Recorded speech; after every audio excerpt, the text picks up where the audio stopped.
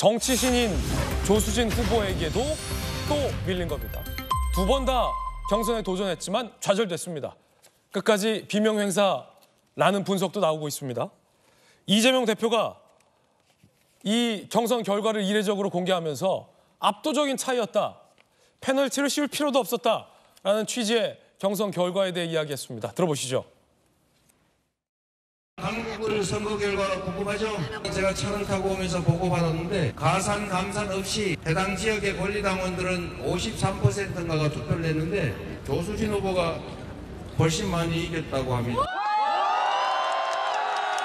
왜 와 하세요? 진 사람도 있는데.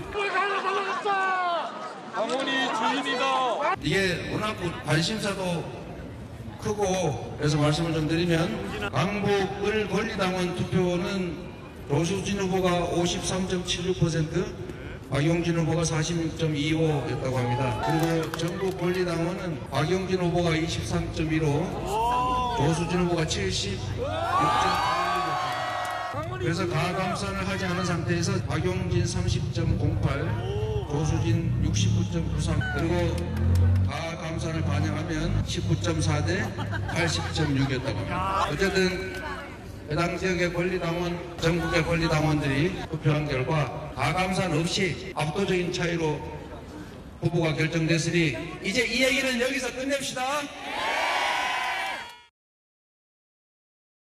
김영주 의원님, 네. 이 장면만 보면 마치 민주당의 조수진 후보가 국민의힘의 박용진 후보를 이긴 것 같은 느낌도 드는데 원칙적으로 보자면 민주당의 현직 의원과 민주당의 여성 신인의 대결이고 당에서 이 결과를 발표했을 텐데 이 지역도 아니고 다른 지역에서 이재명 대표를 응원하는 강성 지지자들의 환호를 받으면서 이 결과를 이재명 대표가 당당하게 밝히는 듯한 모습을 연출하는 건 어떻게 봐야 될까요?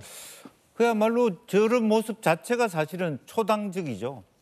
초당적이다? 어차피 당 대표가 자기 마음대로 공관위원장이 발표하고 그런 프로토콜을 전혀 무시하고 자기 마음대로 저렇게 가서 엉뚱한 지역에서 저렇게 발표를 하잖아요.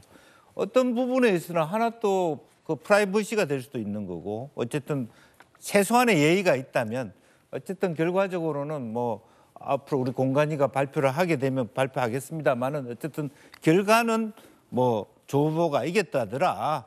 그런 정도 하는 것이 대표의 격이고 그걸 퍼센테이지까지 얘기하는 거는 저는 그런 느낌이 들어요. 어릴 때 사실은 이런 모습이 있었습니다.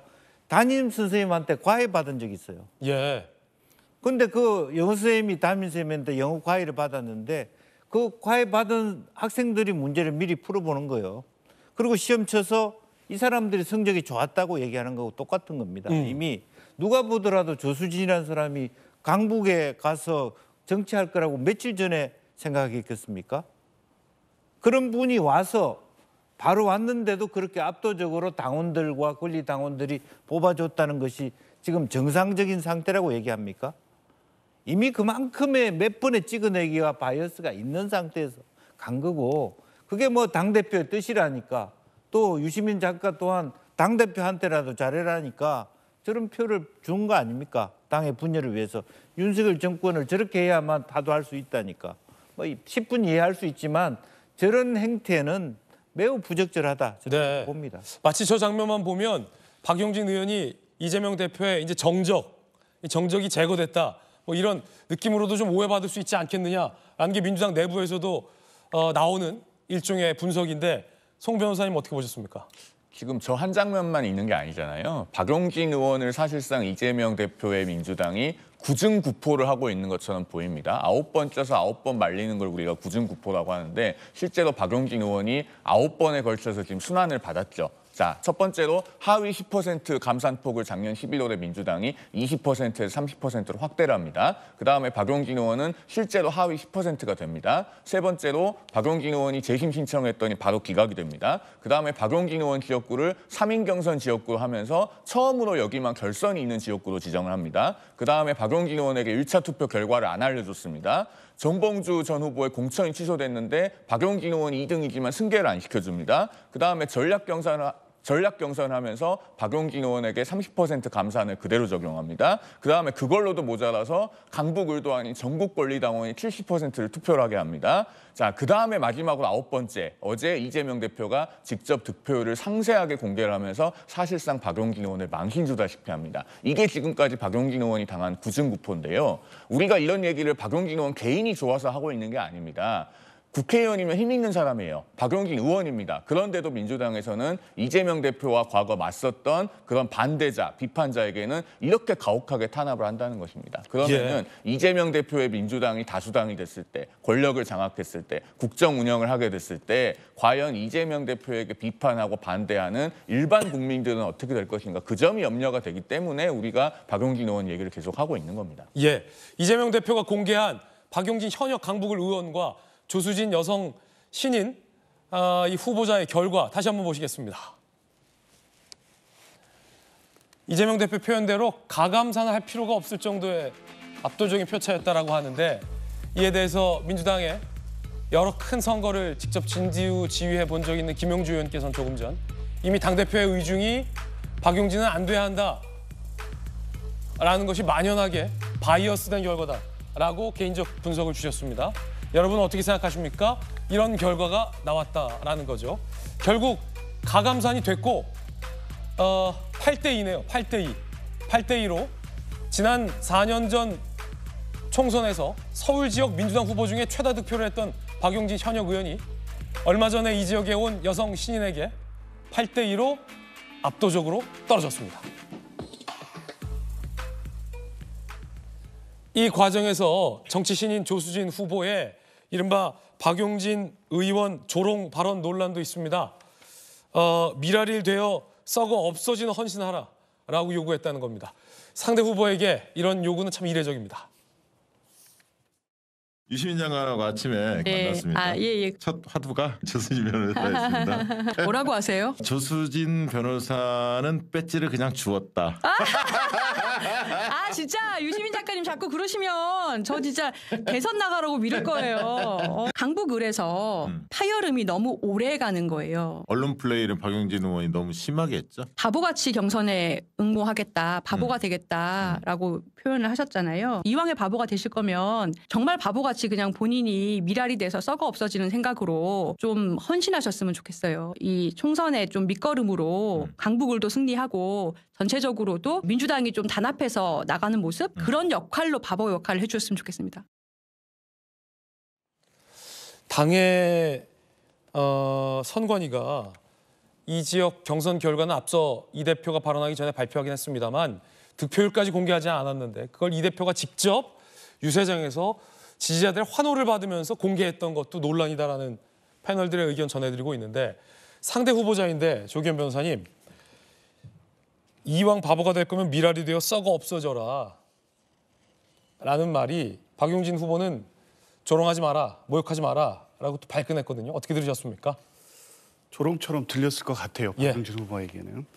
너무 급하게 되셔가지고 지금 말씀하시는 그 조수진 후보의 이 어투나 이런 거를 보면 이 후보가 아니라 평론가처럼 얘기하고 있잖아요.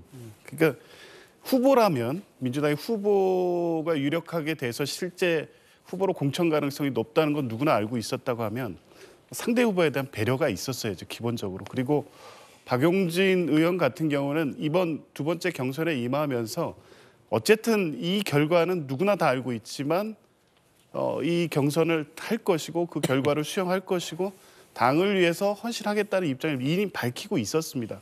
적어도 그런 정도까지 보고 갑자기 이 경선에 왔다면 조수진 후보는 그런 박용진 의원에 대한 후보에 대한 최소한의 배려는 있었어야 된다고 보고요. 이런 분위기가 과연 이제 강북을에 가셔서 오늘 당장부터 선거운동을 하실 텐데 어쨌든 강북을 지역 주민들은 갑자기 이 경선 과정에 대해서 납득하지 못하는 분들도 많을 거고, 그동안 굉장히 열심히 지난 선거에서는 전국 유리 압도적 지지를 보내준 지역 주민들로서는 박용진 의원에 대한 여전히 애정 같은 게 남아 있을 거거든요. 이런 분들의 마음을 잘 얻어야 되는데 이거 시작부터가 좀 좋지 않을 것 같아서 이후에는 뭐 박용진 후보에 대한 존중이 뭐 후보 개인에 대한 존중일 수도 있지만 유권자에 대한 존중일 수 있거든요. 그런 측면에서 보면 발언이나 이런 부분 굉장히 신중하셔야 될 것 같습니다. 사실은 오랜 기간 준비하고 이번 선거에 임하시는 게 아니잖아요. 그런 측면을 좀 충분히 고려하셔야지 너무 이렇게 업된 상태에서 마치 내가 당연히 가야 될 길을 가고 그 결과를 얻은 것처럼 이 상황을 그렇게 받아들이시면 강북을 유권자들이 그렇게 만만하게 보시지는 않을 거다. 그런 부분도 마음에 좀 두셔야 될 것 같습니다. 조기현 부위원장의 조수진 후보를 향한 쓴소리였습니다.